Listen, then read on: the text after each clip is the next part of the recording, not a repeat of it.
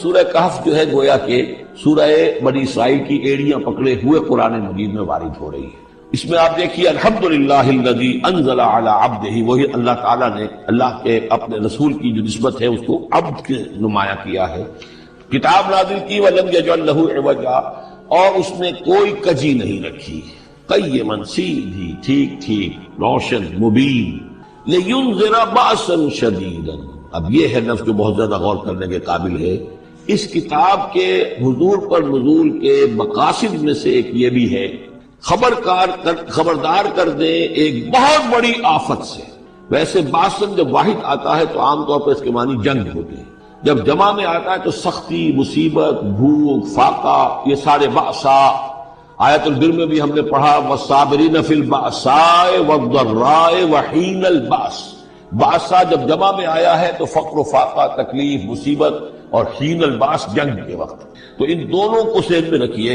بہت بڑی آفت، بہت بڑی آفت، بہت بڑی آفت ایک تو ہے دجالی فتنے کی، دجال المسیح الدجال جو آنے والا ہے، جس کے بارے میں حدیث میں آتا ہے کہ کوئی نبی اور رسول ایسا نہیں گزرا جس نے اپنی قوم کو دجال کے فتنے سے آگاہ نہ کیا، اور پوری انسانی تاریخ میں دجال کے فتنے سے بڑا کوئی فتنہ نہیں، اور وہ ہر بندہ مومن کے امتحان کے لیے کڑا ترین جو ہے مرحلہ آ جائے گا، سخت ترین امتحان اس کا لیا جائے گا۔ تو یہ جو سختی ہے اس کی خبر دیتے ہوئے یہ سورہ مبارکہ نازل ہو رہی ہے۔ اور خاص طور پر اسے باسن اگر جنگ کے معنی میں لیں تو الملحمۃ العظمیٰ، کتاب الملاحم، جو کہ آپ دیکھیں گے احادیث کی کتابوں میں پورا باب ہے کتاب الملاحم، اور اس کا تعلق بھی دجال کے ساتھ ہے، کیونکہ پھر دجال ہی کو قتل کریں گے حضرت مسیح علیہ السلام نازل ہو کر۔ تو یہ سارا مسئلہ جو ہے اس کی خبر دینے کے لیے قیما لینذر بأسا شدیدا من لدنہ، گویا کہ یہ جو احادیث کی کتابوں میں آپ کو حدیث کے ابواب ملتے ہیں، چاہے وہ کتاب الفتن ہو اور چاہے وہ کتاب جو ہے آثار قیامہ ہے، اس طرح کے جتنے بھی ہیں، اور کتاب الملاحم ہے، یہ گویا کہ اس کی شرح ہے لینذر بأسا شدیدا من لدنہ، اور یہ ہوگا بھی خاص اللہ کی طرف سے۔ یہ آزمائش بھی، یہ دجال کا فتنہ بھی، یہ بہت بڑی جنگ بھی، جس کو آرمگڈون کہتے ہیں، کرسچین جو ٹریڈیشن ہے اس میں اس کے لیے لفظ ہے آرمگڈون، ایک بہت بڑی جنگ ہوگی۔ ڈکشنری میں بھی آپ دیکھیں گے کہ خیر اور شر کی قوتوں کے درمیان اس دنیا کے خاتمے سے پہلے ایک بہت بڑی جنگ ہو رہی ہے جس کا نام یہ آرمگڈون ہے۔ لینذر بأسا شدیدا من لدنہ ویبشر المؤمنین الذین یعملون الصالحات، اور تاکہ بشارت دے وہ ان اہل ایمان کو جو نیک عمل کرتے ہوں، ان لہم اجرا حسنا، کہ ان کے لیے ہوگا بہت اچھا بدلہ، ماکثین فیہ ابدا، اور وہ اس میں رہیں گے ہمیشہ ہمیشہ۔ یہ جو دجالی فتنہ ہے اس کے ساتھ ایک خاص مناسبت ہے سورہ مبارکہ کی۔ احادیث میں آتا ہے کہ دجالی فتنے کے اثرات سے بچنے کے لیے اس سورہ مبارکہ سے ذہنی اور قلبی رشتہ مفید ہے، اس کی تلاوت کرتے رہنا، خاص طور پر جمعے کے روز پوری سورہ کہف، ورنہ یہ کہ کم سے کم اس کی ابتدائی اور آخری آیات ان کی بڑی اہمیت ہے۔ دجالی فتنہ اصل میں کیا ہے سمجھ لیجئے کہ ایک تو ہے دجالی فتنہ بالعموم، دجل کہتے ہیں فریب کو، جیسے کہ کوئی نبی نہیں ہے، وہ اس نے فریبی لبادہ اوڑھ لیا، نبوت کا دعویٰ کر رہا ہے، وہ دجال ہے۔ تو اس طرح کی تو حضور نے فرمایا ہے کہ 30 دجال پیدا ہوں گے، انہی میں سے ایک ہمارے زمانے کے اندر جو ہے یہ غلام احمد قادیانی بھی تھا، وہ دجال تھا جس نے کہ اعلان کیا کہ میں نبی ہوں جبکہ وہ نبی نہیں تھا۔ تو فریبی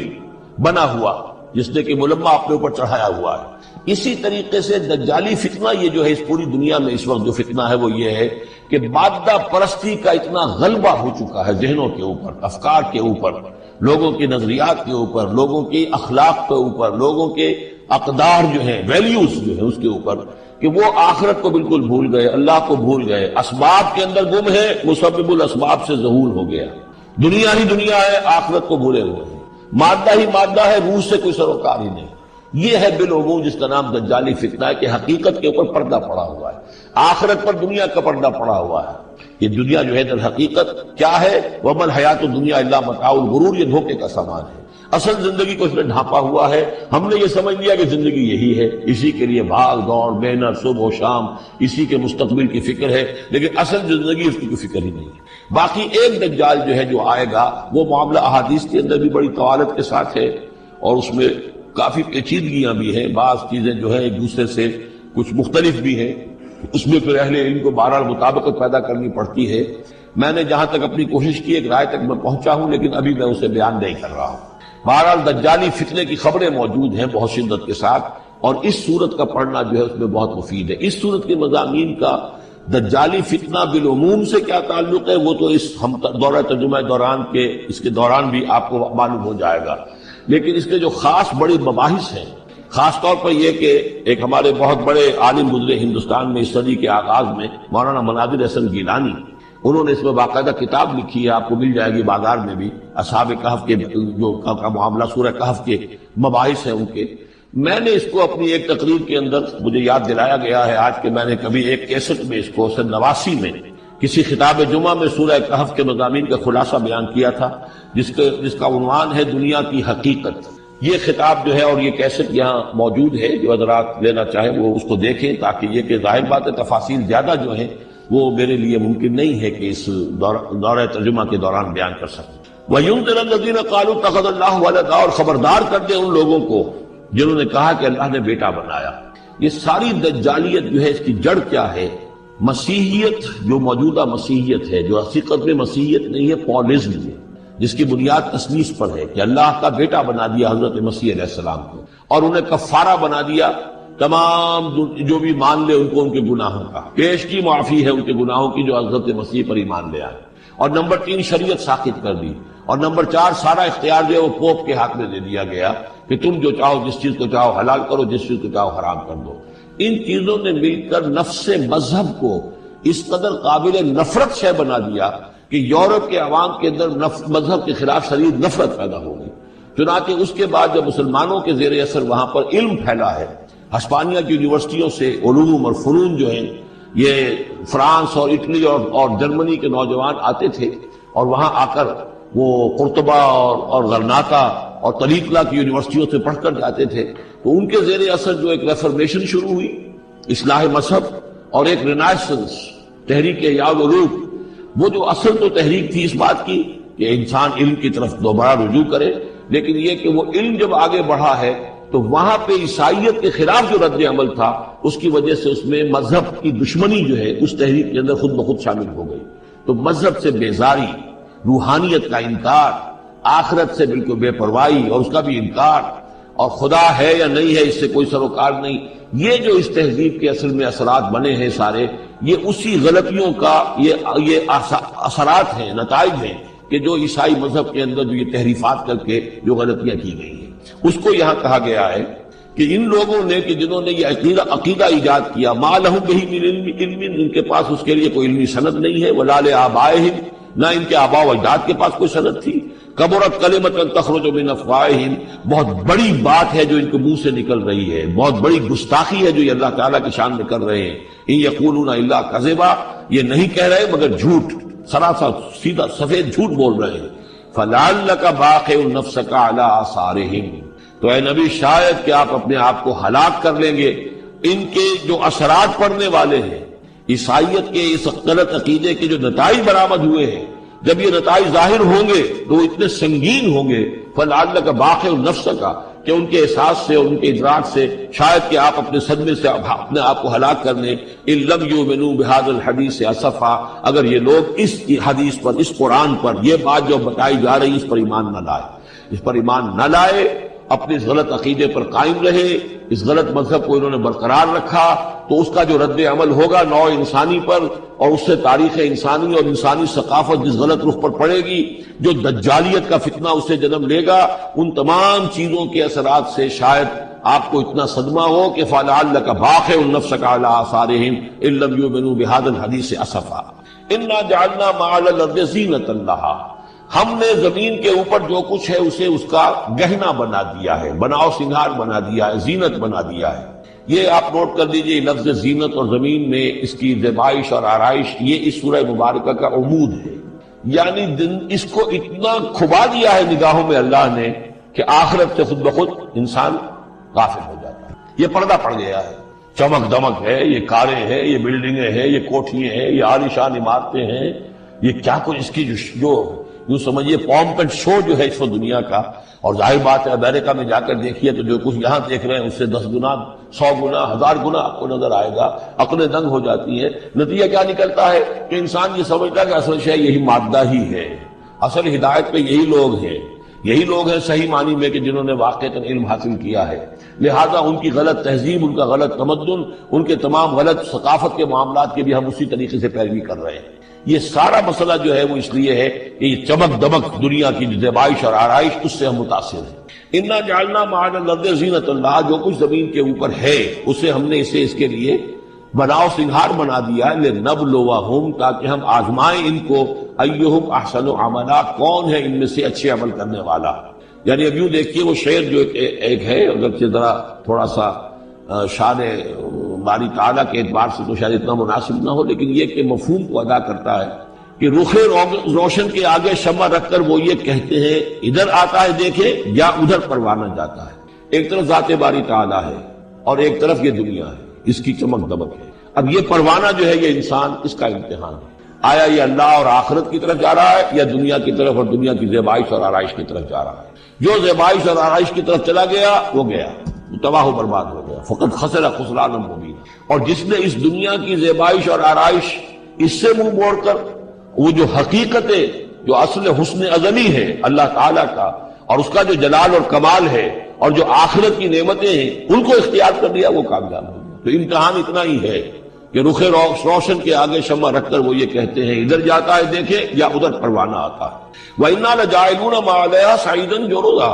اور یہ کہ جو کچھ بھی اس پر ہے ہم ایک وقت آئے گا کہ اس کو بنا کر رکھ دیں گے جیسے کہ میدان جس میں سے کہ فصل کاٹ لی گئی ہو۔ جب قیامت ہوگی کیا ہوگا یہاں پر اسی زمین کو، نہ یہاں پہ کوئی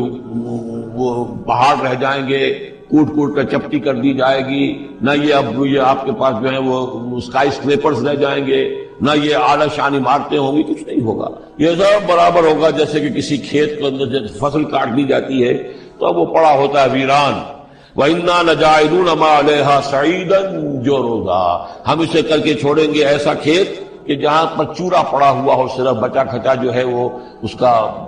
توڑی کا اور کچھ نہ ہو۔ ام حسبت ان اصحاب الکہف والرقیم کانوا من آیاتنا عجبا، اب یہاں سے اصحاب کہف کی بات شروع ہو رہی ہے، کیونکہ پوچھوایا تھا یہودیوں نے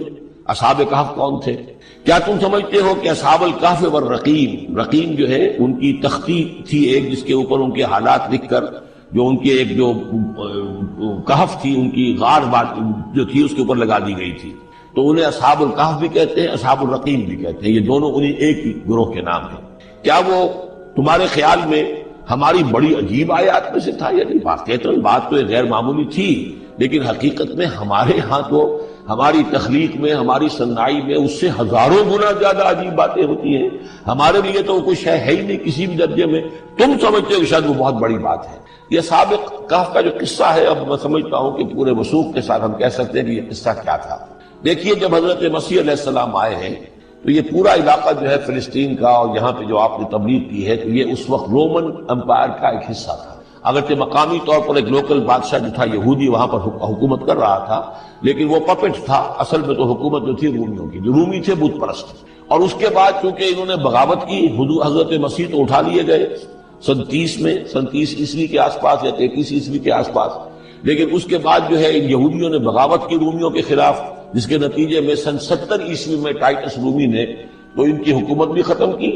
اور بیت المقدس کو برباد کیا، یروشلم کو تباہ کیا، 1,33,000 یہودیوں کو قتل کیا اور ان کو بھیج دیا، نکال دیا وہاں سے باہر۔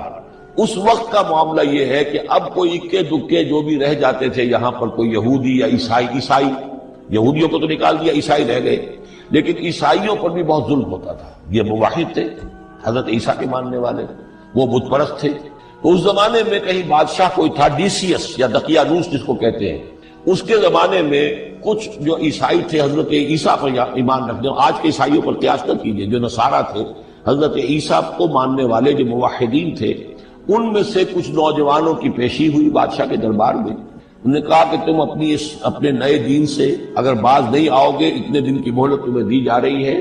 تو تمہیں سوری چڑھا دیا جائے گا، بس مہلت دی جا رہی ہے، جاؤ غور کر لو، سوچو۔ ان لوگوں نے آ کر سوچا کہ اب نہ تو ہمارے لیے یہ ممکن ہے کہ ہم مقابلہ کر سکیں، چلو کسی غار میں چھپ جاتے ہیں، دیکھیں اللہ تعالیٰ کیا کرتا ہے ہمارے لیے۔ وہ ایک غار میں جا کر چھپ گئے، اور غار میں جا کر چھپے ہیں تو اللہ نے انہیں وہاں پر سلا دیا، موت تاری نہیں، سلا دیا۔ اللہ کروٹ بھی بدلواتا رہا، ان کے لیے سارا کچھ بندوبست کیا، اللہ کی قدرت میں تھا۔ حضرت عزیر کو 100 برس کے لیے مار دیا تھا، موت کے بعد ان کو دوبارہ زندہ کر دیا۔ لیکن یہ کہ ان کا معاملہ یہ ہے کہ ان کو وہاں پر جو ہے تقریباً 300 برس یہ وہاں پر پڑے رہے اس غار کے اندر۔ غار کی شکل کچھ خاص ایسی تھی کہ ادھر آنا جانا لوگوں کا تھا ہی نہیں، اور یہ ہے جو موجودہ ترکی کے علاقے میں شہر ایفسس ہے، اس کے آس پاس ہیں اس طرح کے غار، جیسے ایجنٹا کے غار ہندوستان کے مشہور ہیں، ایسے ہی وہاں بھی غاروں کا سلسلہ ہے، اور ہیں بھی وہ ایسے کہ ان کے دہانے جو ہیں وہ ہیں شمال کی جانب، تو دھوپ ان میں براہ راست نہیں جاتی، صرف یہ کہ ریفلیکٹڈ لائٹ تو آتی ہے لیکن یہ کہ براہ راست دھوپ نہیں جاتی، تو ایک طرح کا اندھیرا سا اس کے اندر ٹوائی لائٹ جسے آپ کہہ لیں وہ رہتا ہے سارا دن۔ وہاں پر یہ 300 برس تک سوتے ہیں۔ اس 300 برس کے عرصے میں یہ ہوا کہ رومن امپائر جو ہے اس نے خود عیسائیت اختیار کر لی۔ 300 عیسوی کے اندر کانسٹنٹائن جو تھا ایمپرر وہ عیسائی ہو گیا، اب پوری امپائر جو عیسائی ہو گئی۔ اب اس کے زمانے میں اس کے بعد تھیوڈوسیس ہے ایک، 446 عیسوی میں یہ تھا، اس کے زمانے میں اللہ تعالیٰ نے ان لوگوں کو جگایا 300 برس کے بعد۔ اب یہ سمجھ رہے ہیں کہ وہی زمانہ ہے، وہی کفار کی حکومت ہے، وہی مشرکین ہے۔ اب انہوں نے ڈرتے ڈرتے اپنے کسی ایک آدمی سے کہا بھائی جاؤ یہ لے کے سکہ لے کر جاؤ چاندی کا، اور کچھ نہ کچھ کھانے پینے کے لیے لے کر آؤ، دیکھنا لیکن اس طرح ہو کہ ہمارا پتہ نہ چل جائے کہ ہم یہاں چھپے ہوئے ہیں۔ وہاں جو گئے انہوں نے وہ سکہ جو پیش کیا، کہ یہ سکہ تمہارے پاس کہاں سے آیا؟ یہ تو بہت پرانا سکہ ہے، تو 400 سال پرانا، 300 سال پرانا سکہ کہاں سے لے آئے تمہیں کوئی خزانہ ملا؟ بہرحال اس حوالے سے اب وہ جو ہے وہ پکڑے گئے، ان کی حالت جو ہے وہ جو بات سامنے آ گئی، لیکن جب بات سامنے آ گئی تو اب ان کا بہت وہ عزت کی گئی، اس لیے کہ اب تو جو ان کا مذہب تھا در حقیقت پوری مملکت کا مذہب وہی ہو چکا تھا، تو صورتحال تو تبدیل ہو چکی ہے۔ پھر یہ کہ اس کے بعد تفصیل معلوم نہیں ہے کہ غالباً وہ جا کر اپنی اسی غار میں وہ سو گئے ہیں یا دوبارہ اللہ نے ان پر وہیں پر موت طاری کر دی ہے، اس کا دروازہ بند کر کے اور اس پر ایک تختی لگا دی گئی ہے۔ یہ اصحاب کہف ہے۔ گبن کی جو ہے the decline and fall of Roman empire, اس میں بھی یہ 7 سلیپرز، 7 سونے والے، ان کی کہانی موجود ہے۔ یہ چیز جو ہے گویا کہ رومن لٹریچر کے اندر موجود تھی، اس کا جو ذکر موجود تھا، اور قرآن مجید میں یہ امتحاناً سوال کیا گیا حضور سے، تو اس کا جواب دیا گیا کہ یہ 300 برس تک کچھ لوگوں کو سلا دینا یہ اللہ تعالیٰ کے نزدیک تو کوئی بڑی بات نہیں ہے، تمہارے نزدیک ام حسبت ان اصحاب الکہف والرقیم کانوا من آیاتنا عجبا اذ ابى الفتية الى الكهف، جبکہ وہ نوجوان آئے اپنے اس غار میں، فقالوا، اور انہوں نے کہا ربنا آتنا من لدنک رحمتا، پروردگار اب خاص اپنے خزانہ فضل سے ہمارے لیے رحمت کا بندوبست فرما، وہیئ لنا من امرنا رشدا، اور ہمارے لیے ہمارے معاملے کے اندر جو ہے وہ کوئی عافیت کا بندوبست فرما، فضربنا علی اذانہم، تو ہم نے تھپکی دے دی ان کے کانوں پر، فی الکہف سنین عددا، اسی وہ غار کے اندر جو ہے وہ سوتے رہے کئی سال۔ ابھی یہاں اس بات کو نہیں چھیڑا کتنے سال، سنین عددا، متعدد سال وہ سوتے رہے۔ ثم بعثناہم، پھر ہم نے انہیں اٹھایا،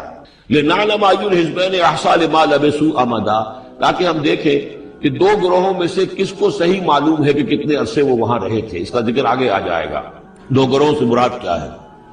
نحن نقص علیک نبأهم بالحق، اے نبی ہم آپ کو ان کا یہ قصہ سنا رہے ہیں، بیان کر رہے ہیں ان کے حالات حق کے ساتھ، صحیح بلا کم و کاست۔ انہم فتیۃ آمنوا بربہم، وہ چند نوجوان تھے جو ایمان لائے اپنے رب پر، توحید کے ساتھ ایمان لانے والے، وزدناہم ھدی،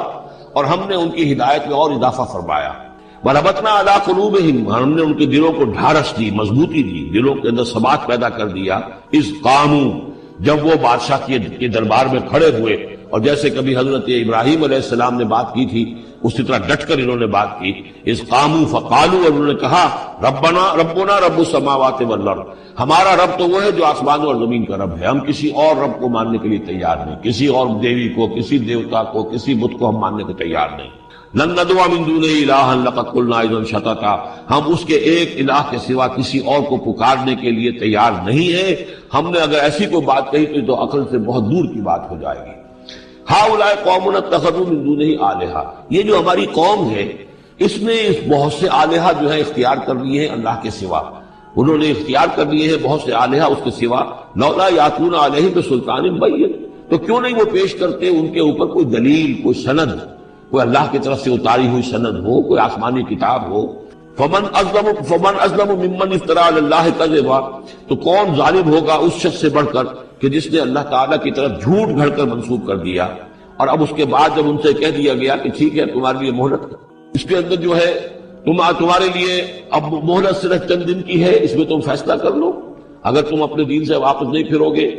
اور ہمارے دین میں واپس نہیں آؤ گے، اپنے دین کو چھوڑ کر نئے دین کو، تو تمہیں ہم ہلاک کر دیں گے۔ اب یہ وہاں سے جا کر مشورہ کر رہے ہیں۔ وَإِذْ اعْتَزَلْتُمُوهُمْ، اور دیکھو جب تم نے اب ان سے اپنے آپ کو علیحدہ کر لیا ہے، وَمَا يَعْبُدُونَ إِلَّا اللَّهَ، اور ان ہستیوں کو بھی تم نے چھوڑ دیا جن کی وہ پرستش کرتے ہیں اللہ کے سوا، فَآوُوا إِلَى الْكَهْفِ، تو اب آؤ کسی کھو میں، کسی غار میں پناہ لے لیں۔ يَنشُرْ لَكُمْ رَبُّكُم مِّن رَحْمَتِهِ، تمہارا رب تمہارے لیے وہاں کوئی رحمت کا سامان کر دے گا۔ وَيُهَيِّئْ لَكُم مِّنْ أَمْرِكُم مِّرْفَقًا، اور تمہارے معاملے کے اندر اللہ تعالیٰ خاص اپنی طرف سے کوئی نرمی اور کوئی آسائش کا سامان پیدا فرما دے گا۔ وَتَرَى الشَّمْسَ إِذَا طَلَعَت تَزَاوَرُ عَنْ كَهْفِهِمْ ذَاتَ الْيَمِينِ، اور تم دیکھو کہ سورج جب طلوع ہوتا تھا تو وہ ان کی اس غار سے کنی کتراتا ہوا داہنی طرف نکل جاتا تھا، یعنی براہ راست دھوپ جو ہے اس میں نہیں آتی تھی۔ وَإِذَا غَرَبَتْ، جب ڈوبتا تھا، تَقْرِضُهُمْ ذَاتَ الشِّمَالِ، تو بھی وہ کنی کترا جاتا تھا بائیں طرف۔ تو گویا کہ سورج جو ہے یوں جا رہا ہے اور اس غار کا جو منہ ہے وہ شمال کی طرف ہے، لہذا براہ راست جو ہے داہنی طرف سے ہو کر بائیں طرف سے ہو کر سورج نکل گیا، دھوپ جو ہے براہ راست اس پر نہیں آ رہی۔ اسی اصول پر آج کل جو بڑی بڑی بلڈنگز بنتی ہیں جو کارخانوں کی اور ملز کی، اس میں یہ نارتھ لائٹ شیلز بنائے جاتے ہیں۔ ایسے شیل روف کی ہوتے ہیں کہ جس میں پھر جو روشنی جو ہے وہ نارتھ کی طرف سے لیتے ہیں، کیونکہ ہمارے ہاں جو سورج ہے وہ کبھی بھی نارتھ میں نہیں جاتا، لہذا جو ہے سورج براہ راست کبھی نہیں آئے گا بلکہ انڈائریکٹ لائٹ آئے گی۔ وَهُمْ فِي فَجْوَةٍ مِّنْهُ، اور وہ جو اس غار کی اندر سے کھلی تھی، اس کھلی غار کے اندر جا کر وہ لیٹ گئے، سو گئے۔ ذَلِكَ مِنْ آیَاتِ اللَّهِ، یہ اللہ کی نشانیوں میں سے ہے۔ مَن يَهْدِ اللَّهُ فَهُوَ الْمُهْتَدِ، جس کو اللہ ہدایت دیتا ہے وہی ہے کہ جو ہدایت یافتہ ہوتے ہیں۔ وَمَن يُضْلِلْ فَلَن تَجِدَ لَهُ وَلِيًّا مُرْشِدًا، اور جس کو اللہ تعالیٰ گمراہ کر دے، جس کی گمراہی کا فیصلہ فرما دے، پھر اس کے لیے تم نہیں پاؤ گے کوئی بھی جو حمایتی ہو، مددگار ہو، اس کو راہ پر لانے والا۔ وَتَحْسَبُهُمْ أَيْقَاظًا، صورتحال ایسی تھی کہ تم اگر اس کو دیکھتے تو یہ سمجھتے کہ وہ جاگ رہے ہیں، وَهُمْ رُقُودٌ، حالانکہ وہ سو رہے ہیں۔ وَنُقَلِّبُهُمْ ذَاتَ الْيَمِينِ وَذَاتَ الشِّمَالِ، ہم ان کو کروٹیں بھی دلواتے رہے، داہنی طرف بھی بائیں طرف بھی، تاکہ یہ کہ وہ بیڈ سورز نہ ہو جائیں، ہم جدید اصطلاح میں اگر استعمال کریں تو کروٹ بھی دلوا رہا ہے اللہ تعالیٰ۔ اللہ تعالیٰ کو ہر قدرت حاصل ہے، اس کے فرشتے معمور ہیں جو کر رہے ہیں، نرسنگ بھی ہو رہی ہے۔ ذات الشمال وکلبہم باسط ذراعیہ بالوسیط، ان کا ایک کتا بھی تھا جو اپنے دونوں ہاتھ پھیلا کر، دونوں اگلے جو ہے پاؤں جو ہاتھ اس کو سمجھیے، وہ اس کے کوئی بہت خونخوار قسم کا کتا تھا جو اس غار کے منہ پر اپنے دونوں ہاتھ پنجے آگے پھیلا کر بیٹھا ہوا زور سے۔ اس کا نتیجہ کیا نکلتا تھا؟ لَوِ اطَّلَعْتَ عَلَيْهِمْ، اگر اچانک تمہارا کہیں وہاں گزر ہو جائے، لَوَلَّيْتَ مِنْهُمْ فِرَارًا وَلَمُلِئْتَ مِنْهُمْ رُعْبًا، تو وہاں سے تمہارے اوپر رعب طاری ہو جائے، خوف طاری ہو جائے، اور وہاں سے تم بھاگو۔ تو بڑا بھیانک منظر ہے، ایک کہف ہے، اندر اندھیرا ہے، اور آگے جو ہے بڑا کوئی ٹیریئر بل قسم کا کتا جو ہے وہ بیٹھا ہوا ہے، خوفناک قسم کا، اس نے اپنے پنجے بھی آگے کیے ہوئے ہیں۔ وَلَمُلِئْتَ مِنْهُمْ رُعْبًا وَكَذَلِكَ بَعَثْنَاهُمْ، اسی طرح پھر ہم نے انہیں ایک وقت میں اٹھایا، لِيَتَسَاءَلُوا بَيْنَهُمْ، تاکہ وہ آپس میں ایک دوسرے سے سوال کریں۔ قَالَ قَائِلٌ مِّنْهُمْ كَمْ لَبِثْتُمْ، ان میں سے ایک نے کہا کتنے عرصے یہاں ہم رہے ہوں گے، کیا خیال ہے آپ کا؟ قَالُوا لَبِثْنَا يَوْمًا أَوْ بَعْضَ يَوْمٍ، انہوں نے کہا کہ ہم رہے ہوں گے ایک دن یا دن کا کچھ حصہ، تھوڑی سی نیند ہم نے لی ہے، استراحت کی ہے، اور کیا کیا ہے۔ قَالُوا رَبُّكُمْ أَعْلَمُ بِمَا لَبِثْتُمْ، جو اور تھے انہوں نے کہا چھوڑو اس بات کو، اللہ تمہارا جانتا ہے کتنی دیر رہے، 2 گھنٹے رہے، 2 دن رہے، کیا پتا، ہمیں کیا معلوم۔ فَابْعَثُوا أَحَدَكُمْ بِوَرِقِكُمْ هَٰذِهِ، تو لو یہ چاندی کا سکہ، ورق جو ہے چاندی کو کہتے ہیں، تو اس کو دے کر ایک آدمی کو بھیجو إِلَى الْمَدِينَةِ، شہر کی طرف، فَلْيَنظُرْ، وہ دیکھے،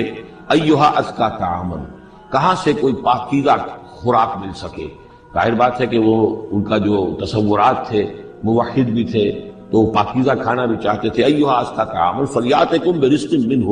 تو اس میں سے کچھ ہمارے لیے راشن لے آئے۔ وَلْيَتَلَطَّفْ،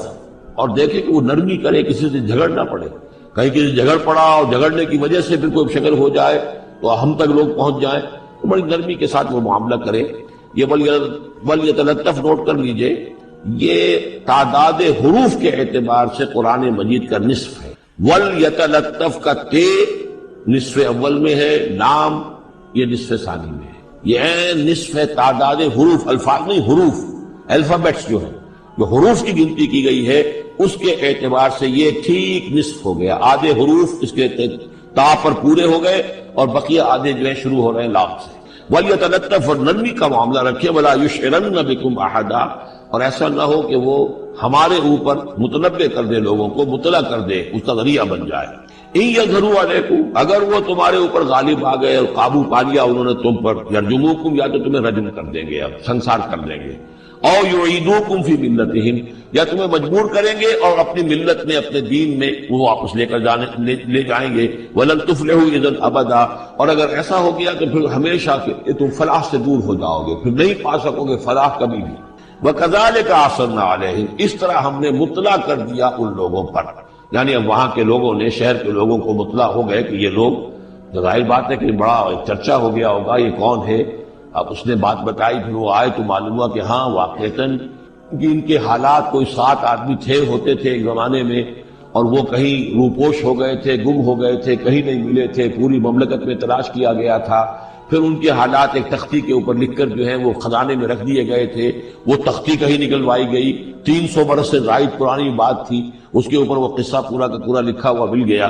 تو وہ ساری چیز جو ہے وہ بات کھل گئی۔ وَكَذَلِكَ أَعْثَرْنَا عَلَيْهِمْ، اور اس طرح ہم نے یہ بات ظاہر کر دی ان پر، لِيَعْلَمُوا، اب اس سے کیا کیا چیزیں واضح ہوئی، أَنَّ وَعْدَ اللَّهِ حَقٌّ وَأَنَّ السَّاعَةَ لَا رَيْبَ فِيهَا، اللہ کا وعدہ سچا ہے اور یہ کہ قیامت کے بارے میں کوئی شک نہیں ہو سکا، آتیۃ لا ریب فیہا، وہ آ کر رہے گی۔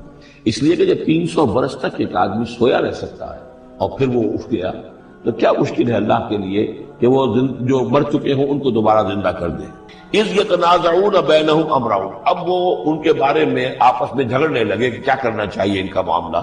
وہ تو جا کر اپنی غار کے اندر دوبارہ سو گئے اور اب اللہ نے ان کے اوپر موت جو ہے حقیقی موت وارد کر دی، اب کیا کرنا چاہیے۔ اذ یتنازعون بینہم امرہم، تو انہوں جبکہ وہ آپس میں جھگڑ رہے تھے، فقالوا ابنوا علیہم بنیانا، کچھ لوگوں نے کہا کہ یہاں پہ ایک یادگار تعمیر کر دی جائے، ایک عمارت تعمیر کی جائے، معلوم ہو کہ یہاں اتنا بڑا واقعہ ہوا ہے تو اس کے پاس ایک یادگار تعمیر ہو۔ ربہم اعلم بہم، ان کا رب ان سے اب بہتر واقف ہے۔ قال الذین غلبوا علی امرہم، تو جن لوگوں کی بات مانی گئی، جو غالب آئے اپنی رائے کے اعتبار سے، انہوں نے یہ کہا لنتخذن علیہم مسجدا، کہ اب ہم یہاں پر ایک مسجد تعمیر کریں گے ان کی یاد میں۔ اب یہاں تک کا واقعہ بیان کر کے فرمایا سیقولون ثلاثۃ رابعہم کلبہم، یہ لوگ کہیں گے کہ وہ 3 تھے اصحاب کہف اور چوتھا تھا ان کا کتا،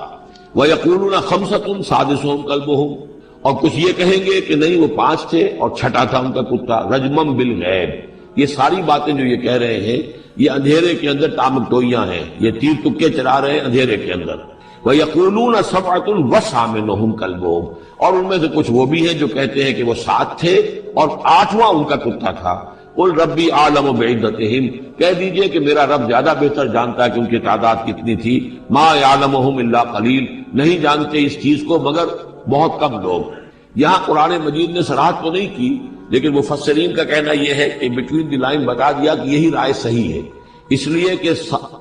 ثلاثۃ رابعہم کلبہم، خمسۃ سادسہم کلبہم، درمیان میں واو نہیں ہے، لیکن سبعۃ وثامنہم کلبہم اس کے اندر جو ہے زور ہے۔ دوسرے یہ کہ جب وہ جاگے تھے تو ایک نے سوال کیا تھا کتنے دن ہم رہے ہوں گے،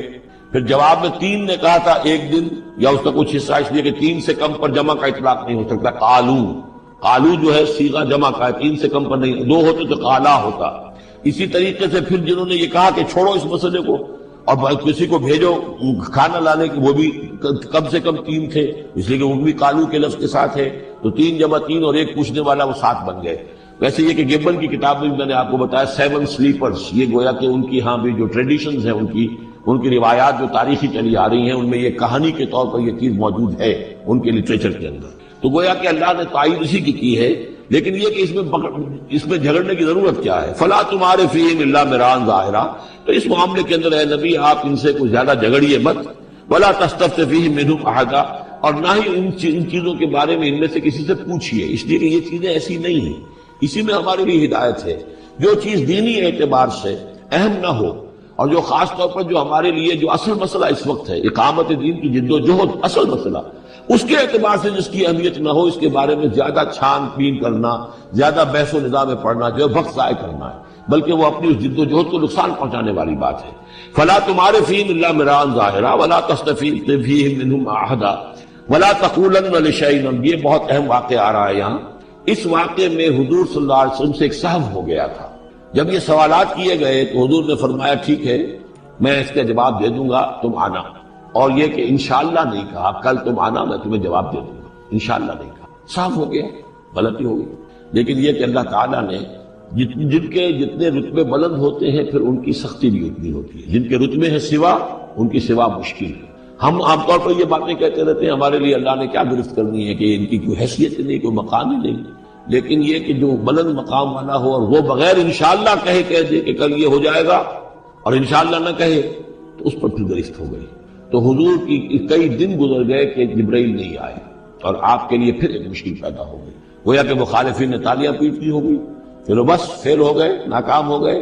اس امتحان کے اندر جو ہے وہ تو اب یہ کامیاب نہیں ہو پائے۔ اس کے بعد جبرائیل آئے، یہ واقعات بھی لے آئے، ساتھ ہی یہ ہدایت بھی لائے۔ وَلَا تَقُولَنَّ لِشَيْءٍ إِنِّي فَاعِلٌ ذَلِكَ غَدًا، دیکھیے کبھی نہ یہ کہیے گا کہ یہ کام میں کل ضرور کر دوں گا، إِلَّا إِن يَشَاءَ اللَّهُ، مگر اس استثناء کے ساتھ اگر اللہ نے چاہا۔ یہ ہماری تہذیب کے اب یوں سمجھیے کہ کچھ کلمات ہیں سماجی، ہمارے ثقافت کے، ان کے اندر جو ہے توحید کی روح جو ہے وہ کوٹ کوٹ کر بھری ہوئی ہے۔ کوئی اچھا منظر دیکھا، سبحان اللہ، یعنی یہ کہ اس منظر میں کچھ نہیں ہے، اصل میں حسن اللہ کا ہے۔ پھول دیکھا، سبحان اللہ، پھول کی تعریف نہیں کر رہے، اب بنانے والے کی تعریف ہے جس نے اتنا عمدہ پھول بنایا ہے۔ کوئی آپ کو کوئی تکلیف رفع ہوئی، کوئی ضرورت پوری ہوئی، الحمدللہ، بھوک لگی ہوئی تو کھانا کھایا، الحمدللہ، تعریف اللہ کے لیے۔ کوئی چیز آپ اپنے گھر میں داخل ہوئے، منظر اچھا لگا، بچے کھیل رہے ہیں، بڑا اچھا ماحول ہے، کہیے ماشاءاللہ ماشاءاللہ، جو اللہ کو پسند۔ یہ جو کچھ ہے وہ اللہ کی مشیت سے ہے، یہ کوئی میری صلاحیت سے، میری قوت سے تو نہیں ہے۔ اسی طرح سے کوئی کام کرنا، انشاءاللہ میں یہ کام کرنا تو چاہتا ہوں، ارادہ تو ہے، لیکن ظاہر بات ہے کہ اللہ تعالیٰ کی مشیت کے بغیر، اللہ کی مرضی اور اذن کے بغیر تو نہیں ہو سکتا۔ تو یہ بھی گویا کہ، اور یہ سارے کلمات اس صورت میں آپ کو مل جائیں گے، ماشاءاللہ، انشاءاللہ، اور اس سے پہلے ہم الحمدللہ سے شروع کر چکے ہیں۔ الحمدللہ الذی انزل علی عبدہ الکتاب ولم یجعل لہ عوجا ولا تقولن لشیء انی فاعل ذلک غدا الا ان یشاء اللہ واذکر ربک اذا نسیت، اور اپنے رب کو یاد کر لیا کیجئے جب آپ بھول جائیں، یعنی یہ کہ اگر کسی وقت بھول جائیں تو پھر جب یاد آ جائے واذکر ربک، تو پھر اللہ تعالیٰ کی طرف دھیان لگائیے۔ وقل عسیٰ ان یہدینی ربی لاقرب من ھذا رشدا، اور کہیے کہ ہو سکتا ہے کہ میرا رب اس معاملے میں اس سے بہتر راہ کی طرف میری رہنمائی کر دے، یعنی میں یہ کیوں کہوں کہ یہ کام میں کروں گا، ہو سکتا ہے اللہ تعالیٰ جو ہے اس سے بہتر کوئی بات، صورتحال پیدا کر دے۔ لہذا اس معاملے کے اندر بھی کوئی زیادہ جازم ہو جانا نہیں چاہیے، بلکہ معاملات کو تفویض الامر الی اللہ، سپردم بتو مایا خیشرا تو دانی حساب کم و بیشرا، تو اس طریقے سے انسان جو ہے اللہ تعالیٰ کے حوالے کیے رکھے۔ وَلَبِثُوا فِي كَهْفِهِمْ ثَلَاثَ مِائَةٍ سِنِينَ وَازْدَادُوا تِسْعًا، اور وہ رہے اپنی اس غار میں 300 برس اور اس کے اوپر 9 سال۔ اس کی تعبیر کیا ہے؟ شمسی حساب سے 300 برس، اور یہ 300 برس جو شمسی ہوتے ہیں جو سولر کیلنڈر کے، وہ قمری حساب سے 309 بن جائے۔ اس حوالے سے یہ دونوں عدد بالکل صحیح ہے۔ قل اللہ اعلم بما لبثوا، کہیے یہ بھی اللہ بہتر جانتا ہے کتنے عرصے رہے، اس میں بھی بحث میں پڑھنے کی ضرورت نہیں۔ لہو غیب السماوات والارض، اللہ تعالیٰ ہی کے اختیار میں ہے اور اللہ ہی کے علم میں ہے غیب کل کا کل آسمانوں اور زمین کا۔ اب صرف یہی واسمے، کیا ہی عجیب اور اچھا ہے وہ دیکھنے والا، اور کیا ہی اچھا ہے وہ سننے والا، اس کی سماعت، اس کی بصارت کا تم کیا اندازہ کرو گے۔ ما لہم من دونہ من ولی، ان کا کوئی ساتھی اور پشت پناہ اور مددگار اور حمایتی نہیں ہے اس کے سوا۔ ولا یشرک فی حکمہ احدا، اور وہ اپنے حکم اور اختیار اور اپنی حاکمیت کے حق میں کسی کو شریک کرنے کو تیار نہیں ہے۔ یہ جو توحید حاکمیت جو ہے، اس کے بارے میں نوٹ کر لیجئے، سورہ یوسف میں ہم نے پڑھا ان الحکم الا للہ امر اللہ تعبدوا الا ایاہ ذلک الدین القیم۔ سورہ بنی اسرائیل کی آخری آیت میں آیا ولم یکن لہ شریک فی الملک، بادشاہت میں اس کا کوئی شریک نہیں۔ یہاں فرمایا ولا یشرک فی حکمہ احدا، وہ اپنے حکم اور حاکمیت کے اختیار میں کسی کو شریک کرنے کے لیے تیار نہیں۔ وَاتْلُ مَا أُوحِیَ إِلَیْکَ مِن کتاب ربک، اور اے نبی تلاوت کیجئے جو آپ کی طرف وحی کی گئی ہے آپ کے رب کی کتاب میں سے۔ یعنی یہ جو سخت حالات ہیں جن سے آپ گزر رہے ہیں، دباؤ ہے آپ پر بہت شدید، اس میں آپ کے لیے سہارا کیا ہے؟ وَمَا صَبْرُکَ إِلَّا بِاللَّهِ، اور اللہ کے ساتھ اپنا قلبی تعلق اور ذہنی رشتہ قائم کرنے کے لیے سب سے مؤثر ذریعہ کیا ہے؟ قرآن مجید کی تلاوت۔ وَاتْلُ مَا أُوحِیَ إِلَیْکَ مِن کتاب ربک، جو بھی آپ کی طرف وحی کیا گیا ہے آپ کے رب کی کتاب میں سے، اس کی تلاوت کرتے رہا کیجئے۔ لا مبدل لکلماتہ، اس کی باتوں کو بدلنے والا کوئی نہیں ہے۔ وَلَن تَجِدَ مِن دُونِهِ مُلْتَحَدًا، اور اس کے سوا آپ کو کہیں کوئی پناہ نہیں ملے گی۔ پناہ دینے والا بھی وہی ہے، کوئی اور پناہ نہیں دے سکے۔ سختی کتنی بھی ہے، جھیلیے، برداشت کیجیے، اس سختی کو آسان بنا سکتے ہیں، اللہ کی کتاب کی تلاوت کریے اور کر کے سناتے رہیے اپنے ساتھیوں کو بھی، اسی سے تمہارے اوپر یہ سختیاں جو ہیں ہلکی ہو جائیں گی، ان بھاری چیزوں کو برداشت کرنا آسان ہو جائے گا۔ لیکن جان لیجئے پناہ ملے گی تو اللہ کے دامن میں، نہ کہیں جہاں میں پناہ ملی جو اما ملی تو کہاں ملی میرے جرم خانہ خراب کو تیرے عفو بندہ نواز میں۔ لن تجد من دونہ ملتحدا واصبر نفسک مع الذین یدعون ربهم بالغداة والعشی، اور اپنے آپ کو روکے رکھیے اور صبر کیجئے ان لوگوں کے ساتھ جو اپنے رب کو پکارتے ہیں صبح و شام۔ یہ اگرچہ غرباء میں سے ہیں، یہ بلال ہیں، یہ عبداللہ ابن ام مکتوم ہیں، یہ نابینا ہیں، یہ ابو فقی ہیں، یہ غلام ہیں، یہ عمار ہیں، اور یہ اسی طریقے سے خباب ہیں، لوہار ہیں۔ یہ لوگ جو ہے آپ ان کی اس رفاقت کو غنیمت سمجھیے۔ وَاصْبِرْ نَفْسَكَ مَعَ الَّذِينَ يَدْعُونَ رَبَّهُمْ بِالْغَدَاةِ وَالْعَشِيِّ يُرِيدُونَ وَجْهَهُ، وہ اللہ کی رضا کے طالب ہیں، طلبگار ہیں، اللہ سے محبت کرنے والے ہیں۔ وَلَا تَعْدُ عَيْنَاكَ عَنْهُمْ، اور دیکھیے آپ کی نگاہیں ان سے ہٹ کر ادھر نہ جائیں جن کے پاس دولت ہے۔ عنہم ترید زینت الحیات الدنیا، کہیں آپ کی نگاہ ادھر نہ جائے جہاں زیبائش ہے، آرائش ہے، دنیا کی چمک دمک ہے، دولت ہے۔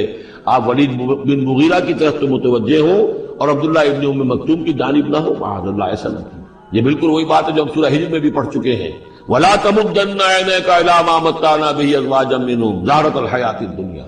یہ جو بھی ہم نے ان کو دے رکھا ہے دنیا کا ساز و سامان، چمک دمک، اس کی طرف آپ کی نگاہیں نہ اٹھے۔ وَلَا تَعْدُ عَيْنَاكَ عَنْهُمْ، آپ کی نگاہیں ان سے ہٹ کر، انہیں نظر انداز کر کے ان لوگوں کی طرف نہ متوجہ ہو جائیں۔ ترید زینت الحیات الدنیا، تو کیا آپ بھی دنیا کی، کہ لوگوں کو یہ گمان ہونے لگے، شک ہو جائے کہ آپ کی نگاہ میں بھی دنیا کی زینت کا جو ہے بہت اس کی اہمیت ہے۔ وَلَا تُطِعْ مَنْ أَغْفَلْنَا قَلْبَهُ عَنْ ذِكْرِنَا، اور بات مانیے اس کی جس کے دل کو ہم نے اپنی یاد سے غافل کر دیا ہے۔ وَاتَّبَعَ هَوَاهُ، اور جو اپنی خواہش نفس کی پیروی کر رہا ہے۔ وَكَانَ أَمْرُهُ فُرُطًا، اور اس کا کام جو ہے وہ اعتدال سے بہت ادھر ادھر ہو گیا۔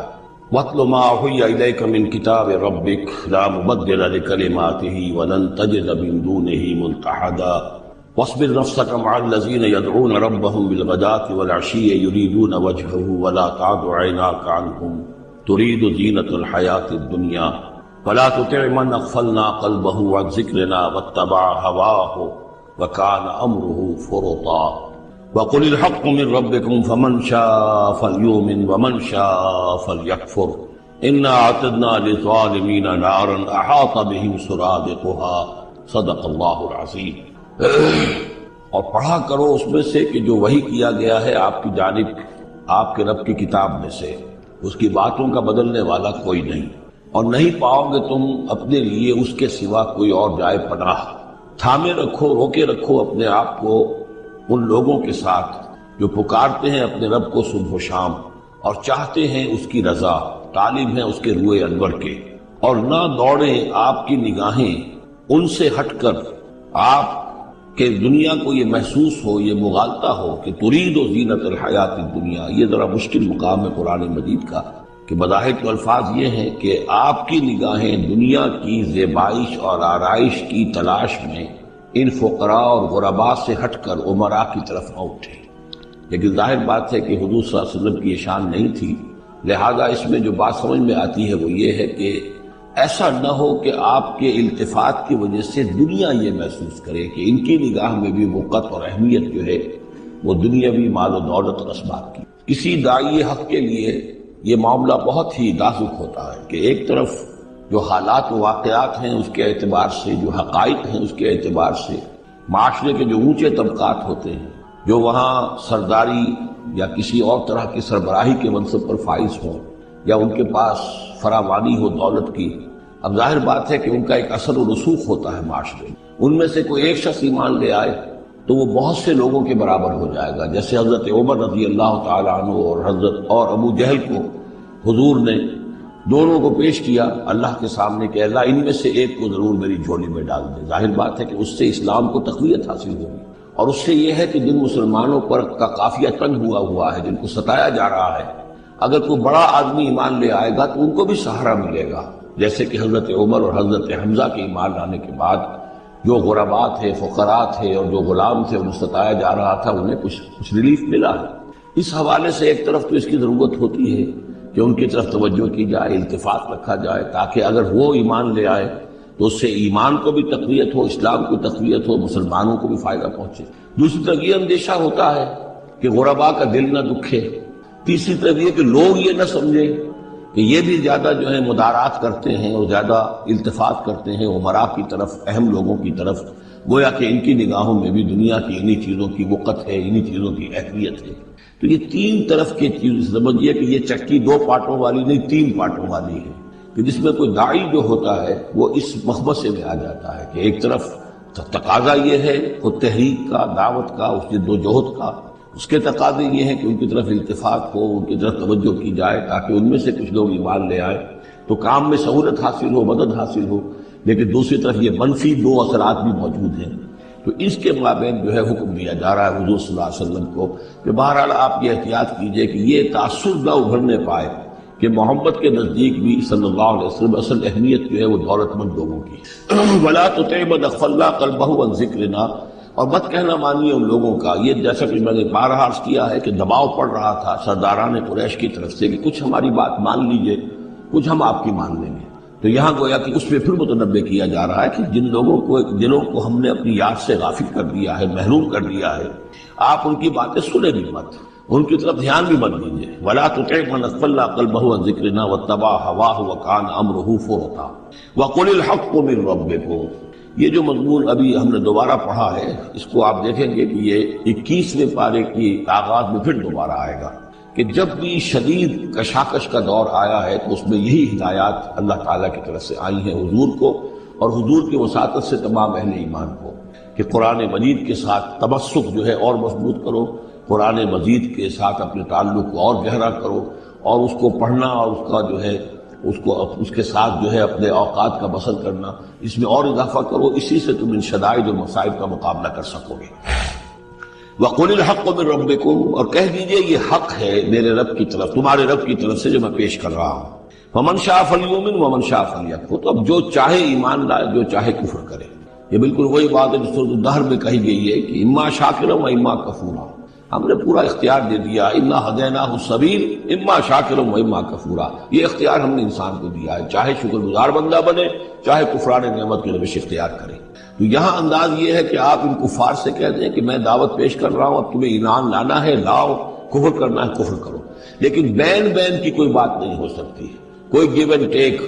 کوئی جو ہے کمپرومائز یہ ممکن نہیں ہے۔ قُلِ الْحَقُّ مِن رَبِّكُمْ، ٹیک اٹ اور لیو اٹ، یہ حق ہے تمہارے رب کی طرف سے، چاہے اسے چھوڑ دو تو پورے کو چھوڑنا ہوگا، قبول کرنا ہے تو پورے کو کرنا ہوگا۔ فَمَنْ شَاءَ فَلْيُؤْمِنْ وَمَنْ شَاءَ فَلْيَكْفُرْ إِنَّا أَعْتَدْنَا لِلظَّالِمِينَ نَارًا، ہم نے ظالموں کے لیے، کافروں کے لیے، مشرکوں کے لیے آگ تیار کر رکھی ہے، احاطہ بہم سرادقها، اس کی قناتیں ان کا احاطہ کر لیں گی، وہ قناتوں کی شکل میں آگ ہوگی، ان کو گھیرے میں لے لیں گی۔ وَإِن يَسْتَغِيثُوا، اور اگر وہ پیاس سے جہاں بلب ہو کر پانی مانگیں گے، یغاثوا بماء کالمہل یشفی الوجوہ، تو انہیں ایسا پانی دیا جائے گا پینے کے لیے کہ جیسے بھول، یعنی یہ جو محل کے ترجمے کئی کیے گئے ہیں، کھولتے تیل کی تلچھٹ، لاوا، پگھلا ہوا تانبا اور پیپ وغیرہ، مان سدید، ان میں، اور وہ اتنا گرم ہوگا یشفی الوجوہ کہ ان کے چہروں کو بھون دے گا۔ بئس الشراب، بہت ہی بری شے ہوگی پینے کی، وساعت مرتفقہ، اور یہ ان کے لیے ان کی آرام گاہ جو بنے گی جہنم، بہت ہی بری آرام گاہ ہوگی۔ اس کے برعکس وہی سائملٹینیس کنٹراسٹ کا اسلوب، ان الذین آمنوا وعملوا الصالحات، جو لوگ ایمان لائیں اور نیک عمل کریں، انا لا نضیع اجر من احسن عملا، ہمارا یہ اصول نہیں ہے کہ جو لوگ اچھے عمل کریں ان کے اجر کو ہم ضائع کر دیں، ان کا اجر بھرپور انہیں ملے گا۔ اولئک لہم جنات عدن تجری من تحتہم الانہار، یہ وہ لوگ ہیں کہ جن کے لیے ہیں وہ رہنے والے باغات، ریزیڈینشل گارڈنز، جن کے دامن میں ندیاں بہتی ہوں گی، یحلون فیہا من اساور من ذہب، انہیں پہنائے جائیں گے وہاں کنگن سونے کے، ویلبسون ثیابا خضرا من سندس، اور ان کو وہ پہنیں گے وہاں پر کپڑے سبز رنگ کے، باریک ریشم کے اور گاڑھے ریشم کے، یعنی اوپر کا لباس جو ہوگا وہ باریک ریشم کا ہوگا اور جو نیچے کا لباس ہوگا وہ گاڑھے ریشم کا ہوگا۔ متکئین فیہا علی الارائک، اور وہ وہاں پر تکیہ لگائے ہوئے، ٹیک لگائے ہوئے بیٹھے ہوں گے تختوں کے اوپر. نعم الثواب، کیا ہی اچھا بدلہ ہوگا. وحسنت مرتفقا، اور کیا ہی خوب ان کے لیے آرام دہ ہوگی. 5ویں رکوع میں ایک مکالمہ آ رہا ہے 2 اشخاص کا. ایک شخص وہ ہے کہ جس کو اللہ نے دنیاوی نعمتیں جو بھی اس دور کی تھیں بھرپور دی ہیں، مادی وسائل بھرپور دے رکھے ہیں، اور وہ اس قدر اس کا معاملہ ٹھیک چل رہا ہے کہ ہوتے ہوتے اس کی نگاہ اب اللہ کی طرف سے ہٹ کر ان مادی اسباب و وسائل ہی پر جم گئی ہے. اس کا توکل اور اعتماد اسی پر قائم ہو گیا ہے. ایک دوسرا شخص دنیاوی اعتبار سے مرفع الحال نہیں ہے، اس کے پاس دولت نہیں ہے، دنیاوی چیزیں نہیں ہیں، لیکن وہ اللہ تعالیٰ کی معرفت اسے حاصل ہے. وہ اس دولت مند آدمی کو بھی نصیحت کرتا ہے کہ تم اللہ کو بھول گئے ہو، تمہیں چاہیے کہ ہم تمام چیزوں کے اوپر جو بھی اللہ نے تمہیں دی ہے اس کا شکر ادا کرو، اس کا حق ادا کرو. لیکن اس نے اپنے گھمنڈ میں آ کر اسے بہت تلخ جواب دیا، میرے پاس یہ سب کچھ ہے تو گویا کہ میں اللہ تعالیٰ کا لاڈلا ہوں، چہیتا ہوں. تم جوتیاں پٹخار رہے ہو، تمہارے پاس کچھ نہیں ہے، تمہاری کوئی حیثیت نہیں ہے، تمہاری حیثیت ہی نہیں کہ مجھے تم واف بھی کہو. لیکن یہ کہ اس پر پھر جو ان کے درمیان معاملہ ہوا تو انہوں نے کہا اس شخص نے کہ ہو سکتا ہے کہ اللہ تعالیٰ تمہارے سارے دولت کو اور مال و اسباب کو ضائع کر دے. لیکن یہ کہ اس نے کہا کیسے ہو سکتا ہے، میں نے سارا بندوبست ٹھیک کیا ہوا ہے. بہرحال نتیجہ یہ نکلا کہ اللہ تعالیٰ نے اس کی اس پوری دولت کو ایک طریقے سے ضائع کر دیا، اور پھر وہ اپنے ہتھیلیاں ملتا رہ گیا، کف افسوس ملتا رہ گیا. اور اس نے کہا ہائے کاش کہ میں نے اپنے رب کے ساتھ شرک نہ کیا. حالانکہ اس پورے رکوع میں کہیں کسی دیوی کا، دیوتا کا، کسی اور الہہ کا کہیں ذکر نہیں. تو اس رکوع میں سمجھنے کی بات یہ ہے کہ ایک شرک ہے مادہ پرستی کا شرک. مادی اسباب و وسائل پر اتنا تکیہ ہو جائے، اتنا توکل ہو جائے، اتنا اعتماد ہو جائے کہ پھر اللہ تعالیٰ کو انسان بھول جائے، مسبب الاسباب پر سے نگاہ ہٹ جائے اور وہ سمجھے کہ سارا اعتماد اور توکل میرا ان مادی اسباب و وسائل پر ہے. تو یہاں گویا کہ اس نے ان مادی وسائل و اسباب ہی کو اپنا معبود بنا لیا ہے. تو یہ شرک ہے جو اس دور کا سب سے بڑا شرک ہے. اس دور میں بت پرستی کا شرک بہت کم رہ گیا ہے. اب ستارہ پرستی کا شرک کہاں رہ گیا ہے؟ کون لوگ ہیں جو ستاروں کو پوجتے ہیں؟ اب تو انسان سمجھتا ہے ستاروں تک تو ہم پہنچ ہی جائیں گے. ہمارا علم تو پہنچ ہی چکا ہے، چاند تک ہم اتر آئے ہیں، اب چاند کو کون پوجے گا؟ یہ جو اب ساری جو ہے اب جو پوجا پاٹ ہو رہی ہے وہ تو مادہ پرستی کی ہے، وہ دولت کی ہے، وہ در حقیقت یا وہ نظریاتی طور پر وطن پرستی ہے، اس کا ایک شرک ہے. تو یہ اس دور کے شرک کو سمجھنا بہت ضروری ہے. اور یہ رکوع اس اعتبار سے کہ اس میں کسی دیوی دیوتا کا ذکر نہیں ہے، تو شرک کون سا کیا اس نے؟ وہ شرک یہی ہے کہ اس نے دنیاوی مال و اسباب اور مادی اسباب و ذرائع کے اوپر اپنے سارے توکل کو جو ہے اس کے ساتھ منسلک کر دیا. یہی گویا کہ اس کو معبود بنا لینا ہے. وَاضْرِبْ لَهُم مَثَلًا رَجُلَيْنِ، ان کے لیے بیان کیجئے 2 اشخاص کی مثال. جعلنا لأحدهما جنتين من عناب، ان میں سے ایک کو ہم نے دیے تھے 2 باغ انگوروں کے. وحففناهما بنخل، اور ان دونوں کو گھیرے میں لیا ہوا تھا کھجوروں کے درختوں نے. اب دیکھیے کہ انگوروں کی بیلیں ہیں اور چونکہ ادھر ادھر سے ہوا تیز نہ آئے تو کھجوروں کے جھنڈ جو ہے وہ چاروں طرف لگے ہوئے ہیں تاکہ ان کے مابین جو اس کی انگوروں کی بیلیں ہیں وہ بڑی محفوظ ہیں. وجعلنا بینہما زرعا، ان کے درمیان کھیتی بھی تھی، یعنی یہ کہ اناج کا سامان بھی ہے اور انگوروں کی بیلیں بھی ہیں اور یہ کہ کھجوروں کے درخت بھی ہیں. کلتا الجنتین آتت اکلہا، اور وہ دونوں باغات اپنا پھل دیتے تھے. ولم تظلم منہ شیئا، سال بسال پھل آ رہا ہے، سال ہر سال ہو گئے، ہر سال پھل آ رہا ہے، اس میں کوئی کمی نہیں کرتے تھے. جب یہ چیز چلتی رہتی ہے تو آدمی کا خود بخود ایک توکل جو ہے وہ اس چیز کے ساتھ وابستہ ہو جاتا ہے. وہ بھول جاتا ہے کہ اس کی اللہ تعالیٰ کے فضل و کرم سے ہے یا اللہ کے اذن سے ہے، بلکہ یہ کہ وہ انہی چیزوں کو سمجھ بیٹھتا ہے کہ یہ دائم ہے اور قائم ہے. وَفَجَّرْنَا خِلَالَهُمَا نَهْرًا، اور ہم نے ان کے مابین ایک نہر بھی نکال دی تھی، آب پاشی کا بھی پورا نظام موجود ہے. وَكَانَ لَهُ ثَمَرٌ، اور اس کے میوے بھی تھے، یعنی یہ بھی تھا کہ باغ جو ہے وہ پھلا ہوا اس وقت، انگور بھی ہیں اور کھجور بھی جو ہے درخت جو ہے لدے ہوئے ہیں. اور ایک اس کا مفہوم یہ بھی ہے میرے نزدیک جو زیادہ راجح ہے کہ اس کو اولاد بھی اللہ نے خوب دی تھی. جیسے درختوں پر پھل لگتا ہے تو انسان کے لیے اس کی اولاد جو ہے اس کے پھل کی حیثیت رکھتی ہے، تو گویا کہ اس کو اولاد بھی ملی تھی. فقال لصاحبہ وہو یحاورہ، تو کہا اس نے اپنے ساتھی سے، ان سے وہ گفتگو کر رہے تھے، آپس میں گفتگو کر رہا، انا اکثر منک مالا واعز نفرا،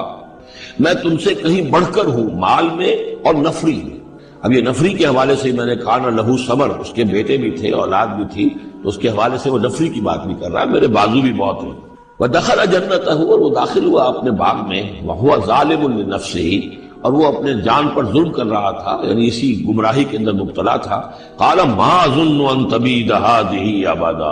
انہوں نے کہا میں نہیں سمجھتا کہ یہ باغ بھی کبھی اجڑ سکتا ہے، کیا مجھے دھمکا رہے ہو کہ اللہ تعالیٰ جو ہے کہیں تم میری دولت سلب نہ کر لے؟ دیکھو میں نے کھجوریں کس حساب سے یہاں پر لگائی ہیں کہ کوئی اگر آئے بھی، کوئی باد سرسر آئے یا کوئی اور بھی ہوا کا تیز لو کے جھونکے آئیں تو وہ میری انگوروں کے بیروں تک نہ پہنچے۔ یہ گویا کہ سینٹینلز کھڑے ہوئے ہیں، کھجور کے درخت جو ہیں وہ روک رہے ہیں۔ پھر میں نے یہاں پہ آبپاشی کا نظام ہے، نہر چلی ہوئی ہے، ما اظن ان تبید هذه ابدا، میں نہیں سمجھتا کہ میرا یہ باغ جو ہے کبھی ایک کے برباد بھی ہو سکتا ہے، وما اظن الساعة قائمة، اور یہ جو تم قیامت وغیرہ کی بات کر رہے ہو، اول تو میرا گمان نہیں ہے کہ کوئی قیامت کھڑی ہونے والی ہے، وما اظن الساعة قائمة، میں نہیں سمجھتا کہ یہ قیامت ہونے والی، ہاں ڈکوسلے سے ہیں، کچھ بڑوں سے سنا تو ہے، اور یہ کہ وَلَئِن رُدِدتُّ إِلَىٰ رَبِّي، اگر مجھے لوٹا ہی دیا گیا اپنے رب کے پاس، لَأَجِدَنَّ خَيْرًا مِنْهَا مُنْقَلَبًا، تو مجھے وہاں لازماً ملے گا بہت بہتر لوٹ کر۔ اب اس کے اندر ایک فلسفہ ہے ان کا کہ جب اللہ نے مجھے یہاں دیا، اللہ کے وہ منکر نہیں تھے، اللہ نے مجھے یہاں دیا ہے تو اس کا مطلب یہ کہ میں چہیتا ہوں، لاڈلا ہوں، یا اللہ نے مجھے کچھ صلاحیتیں دی ہیں، میں نے بڑی عمدہ پلاننگ کر کے باغ بنائے ہیں، سارا اس کا بندوبست کیا ہے، تو یہ میری جو صلاحیت ہے، یہ اللہ کی دی ہوئی جو میرے اندر ہے، یہ جو خیر ہے، یہ کہاں چلا جائے گا؟ آخرت میں بھی مجھے پھر ملے گا اور اس سے بہتر ملے گا، اور تم جیسے یہاں جوتیاں پٹخار رہے ہو ایسے وہاں پٹخارو گے۔ وَلَئِن رُدِدتُّ إِلَىٰ رَبِّي، اگر بالفرض ہو ہی گیا ایسا، لوٹا ہی دیا گیا میں اپنے رب کی طرف، لَأَجِدَنَّ خَيْرًا مِنْهَا مُنْقَلَبًا، تو اس سے بھی بہتر مجھے وہاں پر ملے گا۔ قال له صاحبه، اب اس اللہ کے بندے نے جو نیک بندہ تھا کہا اس سے، اس کے ساتھی نے، وهو يحاوره، اور ان سے گفتگو کر رہا تھا، اکفرت بالذی خلقک من تراب، کیا تو نے کفر کیا اس ہستی کا جس نے تجھے مٹی سے بنایا، ثم من نطفہ، پھر پانی کی گندے پانی کی بوند سے بنایا، ثم سواک رجلا، پھر تجھے ایک پورا انسان بنا کر کھڑا کر دیا۔ اب یہاں نوٹ کیجیے کفر کون سا کیا، یعنی یہ کہ وہ رب مان رہا ہے اللہ کو، اور رب کے ساتھ اس نے کسی اور کا ذکر نہیں کیا ہے، مطلب یہ کہ آخرت کا انکار در حقیقت اللہ کا انکار ہے۔ اگر تم آخرت کے بارے میں جو کہہ رہے ہو کہ نہیں میں نہیں سمجھتا کہ یہ کوئی ہونے والی بات ہے، تو چاہے تم اللہ کو اب اقرار کر رہے ہو، لیکن حقیقت میں اگر آخرت کو نہیں مانتے تو گویا کہ اللہ کا انکار ہے۔ لیکن هو اللہ ربی، لیکن جہاں تک میرا معاملہ ہے، میں نے تو اللہ کو اپنا رب مانا ہوا ہے، وہی میرا مالک ہے، آقا ہے، ولا اشرک بربی احدا، اور میں اپنے رب کے ساتھ کسی کو شریک نہیں ٹھہراتا۔ ولولا اذ دخلت جنتک قلت ما شاء اللہ، اور کیوں نہ ایسا ہوا کہ اللہ کے بندے جب تو اپنے باغ میں داخل ہوا، تو نے باغ دیکھا پھلا ہوا ہے، ہرا بھرا ہے، ہر طرف منظر جو ہے بڑا دل خوشگل منظر ہے، تو کہتا ما شاء اللہ۔ یہ پھر وہی مجلسی کلمہ آ گیا جس میں توحید کوٹ کوٹ کر بھری ہوئی ہے، ماشاء اللہ، یہ جو اللہ نے چاہا، جو اللہ نے چاہا، یہ سب اس کے فضل و کرم سے ہے۔ لا قوت الا باللہ، کوئی طاقت نہیں ہے اللہ کے سوا، اگر اللہ کی طرف سے یہ بات نہ ہوتی تو میرے اندر کوئی صلاحیت نہیں تھی، اللہ ہی کی ہے، در حقیقت یہ دین ہے اس کی، اسی کی عطا ہے۔ ان ترنی انا اقل منک مالا و ولدا، اگر تم دیکھ رہے ہو کہ میں تم سے کم ہوں مال میں بھی اور اولاد میں بھی، فعسى ربی ان یؤتینی خیرا من جنتک، تو مجھے تو میں اپنے رب کے بارے میں یہ یقین ہے کہ وہ جب چاہے مجھے تیرے باغ سے بہتر باغ دے سکتا ہے، وَيُرْسِلَ عَلَيْهَا حُسْبَانًا، اور تیرے باغ کے اوپر وہ کوئی اوپر سے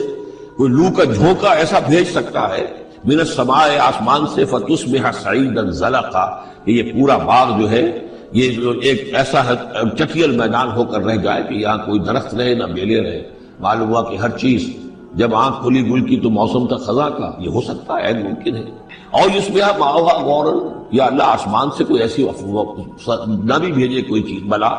تو اس کا پانی ہی جو تمہارا یہ جو چشمہ چل رہا ہے، وہ پانی ہی اگر زمین کے اندر گہرا اتر جائے، یہ چشمہ خشک ہو جائے، فَلَن تَسْتَطِيعَ لَهُ طَلَبًا، اور پھر تو پانی کہیں سے لا نہ سکے تو یہ باغ خود بخود اتر جائے گا۔ یہ سارے امکانات ہیں، مسبب الاسباب نے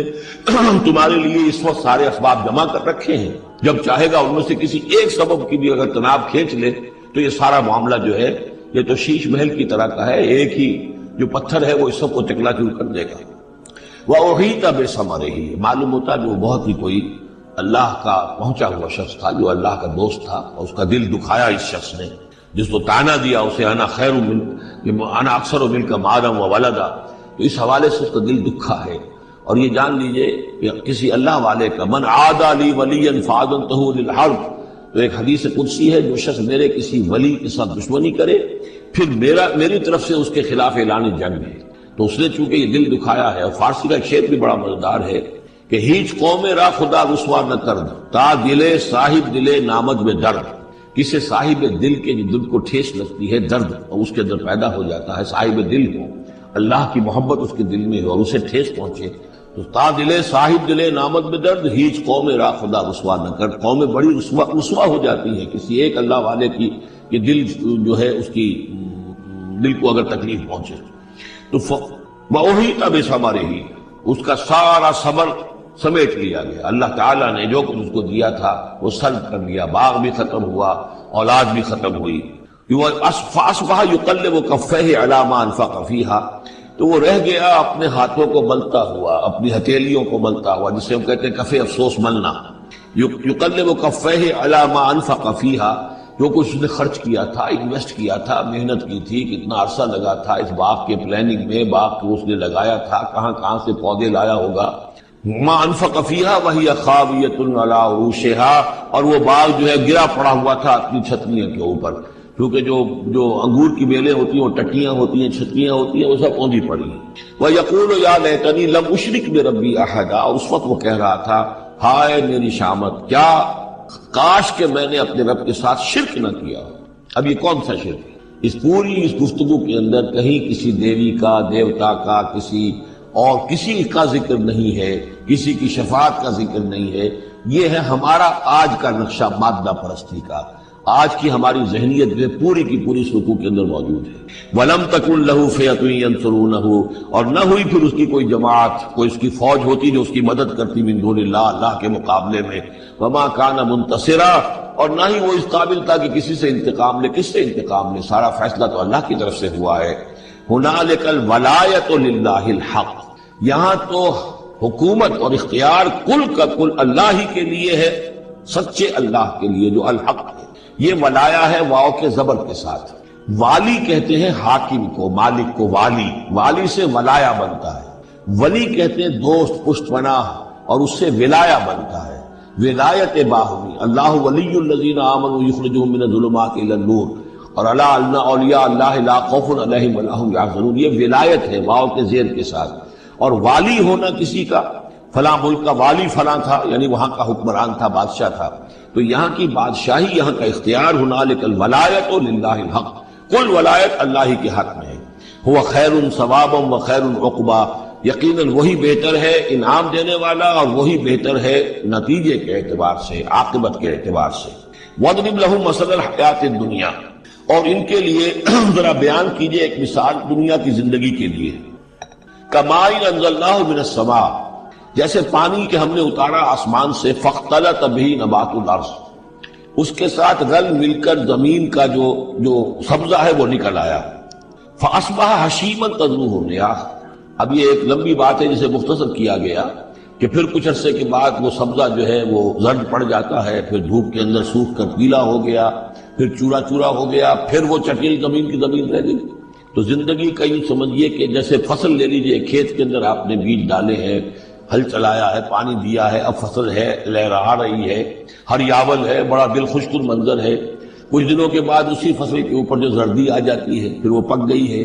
اس کے بعد وہ کٹ جاتی ہے، کٹنے کے بعد پھر وہی منظر وہی ہے، وہی ویران منظر ہے،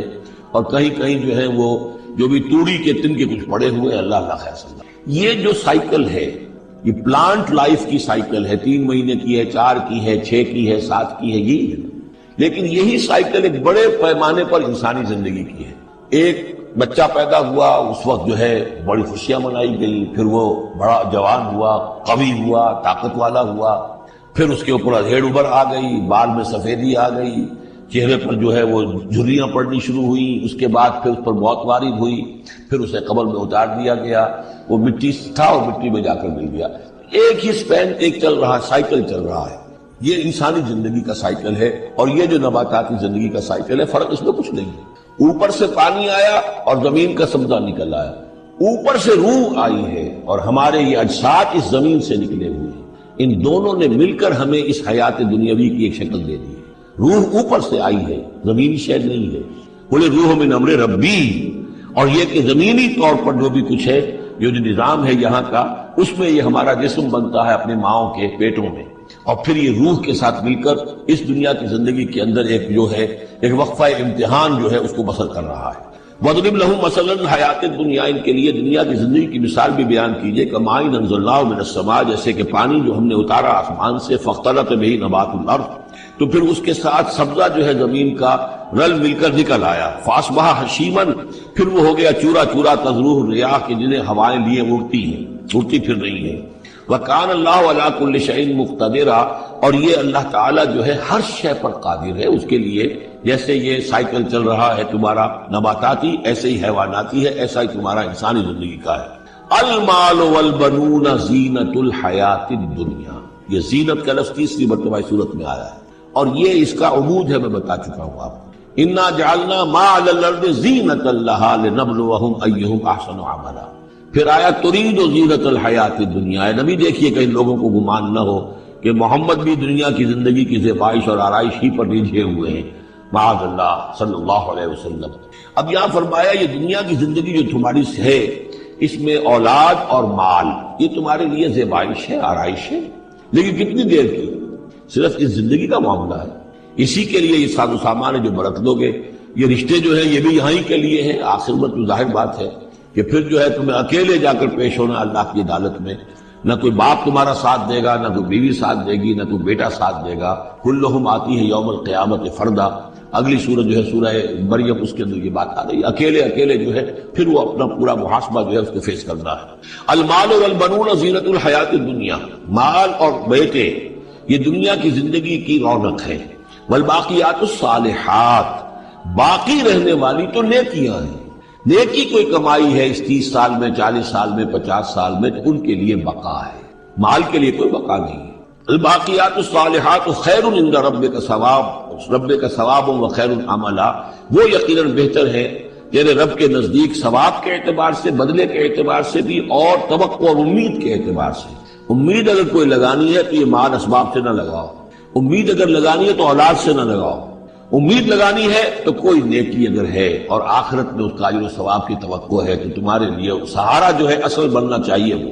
وَيَوْمَ نُسَيِّرُ الْجِبَالَ، اب یہ قیامت کا نقشہ کھینچا جا رہا ہے،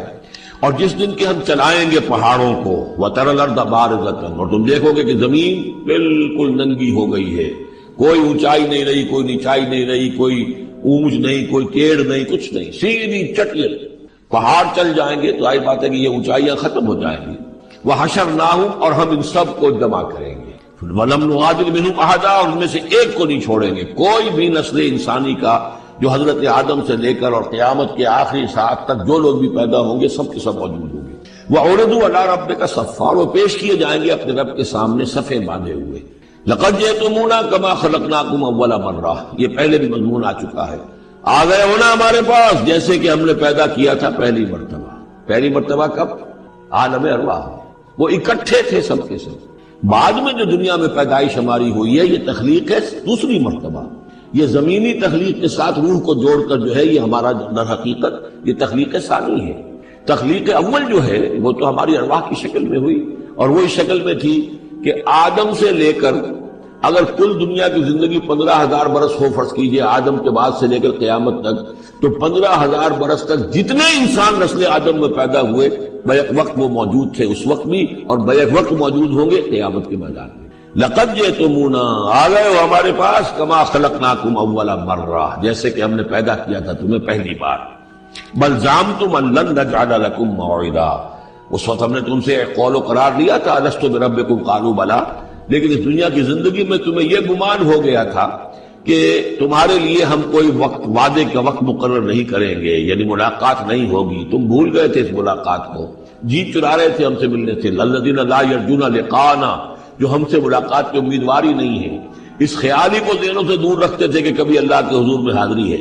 ووضع الکتاب، اور اعمال نامہ لا کر رکھ دیا جائے گا۔ وضع، اب وہ اعمال نامہ کیا ہوگا؟ کون سا جائنٹ قسم کا کوئی کمپیوٹر ہوگا؟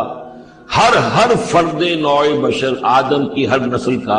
اس میں پورا کارنامہ زندگی محفوظ ہوگا۔ آپ کو معلوم ہے جیسے کمپیوٹر کے اوپر ایک بٹن دبتا ہے اور وہ سب آ گیا، اور ایک بٹن دبے گا اس کا پورا جو چھپ کر بھی آ گیا، ایک ایک فرد کی پوری زندگی کا ریکارڈ موجود ہے۔ جیسا کہ میں نے کئی بار عرض کیا، ان چیزوں کا ماننا اب جتنا آسان ہو گیا ہے، آج سے 100 برس پہلے ماننا اتنا آسان نہیں تھا۔ کس قدر گہرے ایمان بالغیب کی ضرورت تھی۔ آج تو یہ چیزیں ہمارے حساب کتاب میں آ رہی ہیں، چھوٹے چھوٹے سے بٹن کی طرح کا تو ٹیپ ریکارڈر ہوتا ہے کہ آپ سے ملنے کے لیے کوئی آیا ہے، آپ کو پتہ ہی نہیں، اور اس کا جو بٹن ہے، جو کوڈ کا آپ بٹن سمجھ لیں، وہ ٹیپ ریکارڈر ہے، وہ آپ کے ساتھ جو گفتگو ریکارڈ ہو رہی ہے، آپ کو پتہ ہی نہیں۔ تو صورتحال یہ ہو چکی ہے، ذرا لگائیے کہیں پر اور آپ کو معلوم ہوگا کہ آپ کی ساری گفتگو سن لیجیے آپ۔ تو یہ ساری ریکارڈنگ ہے، ہر چیز محفوظ ہو رہی ہے، اعمال نامے میں ہر شے موجود ہے۔ وَوُضِعَ الْكِتَابُ، اور وہ لا کر اعمال نامہ رکھ دیا جائے گا، کہیں سے وہ کمپیوٹر شاید کس جگہ پر ہے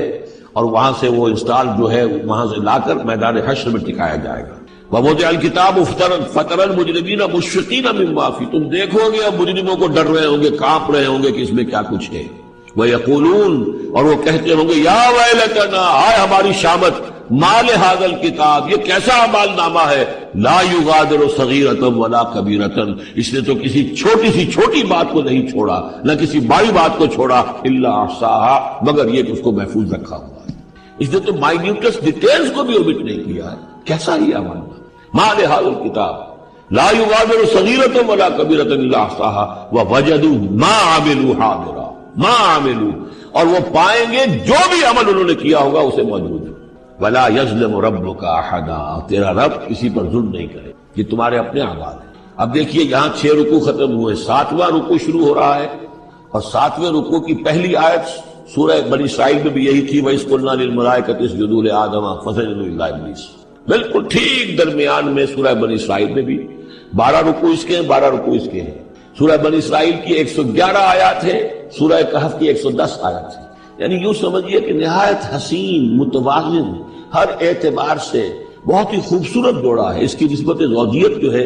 اس سورہ بنی اسرائیل اور سورہ کہف کی بہت نمایاں ہے۔ میری ایک کتاب ہے، وہ اس میں آخری جو ہے اسی پر بحث ہے،